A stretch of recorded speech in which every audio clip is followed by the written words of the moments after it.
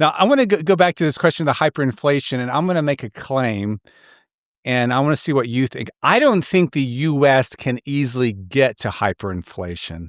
I think it would take a lot to get us there, far more than the challenges we face now. And there are many we face right now. But to get to a place like hyperinflation, you would have to have a serious breakdown of the state, maybe even a civil war in the US, something really dramatic. And I'm someone who is worried about the emerging threat of fiscal dominance. I do think given the stock of debt, if interest rates are higher, how do we finance the debt on the A debt? nice bit of financial repression coming your way soon. Yeah, exactly. No, exactly. I think what they did in World War II might be happening now. But what makes it ironic now, though, is we're doing this during peacetime. It's not a world war. It's not a pandemic. All of those are like major wars of sorts.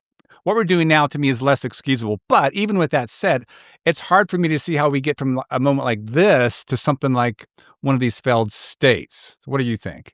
I think that's exactly right. I mean, essentially, the chances of any functioning state that has an economy that has even a mildly positive growth rate collapsing into hyperinflation, that's not what happens. Essentially, you have state collapses, and Zimbabwe is a great example of this.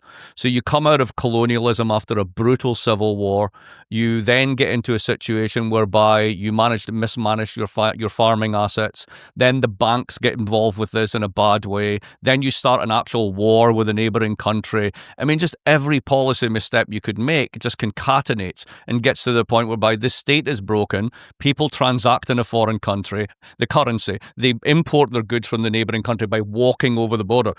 When you got to that point, you have hyperinflation, but it's because you don't have an economy. That's not the United States problem.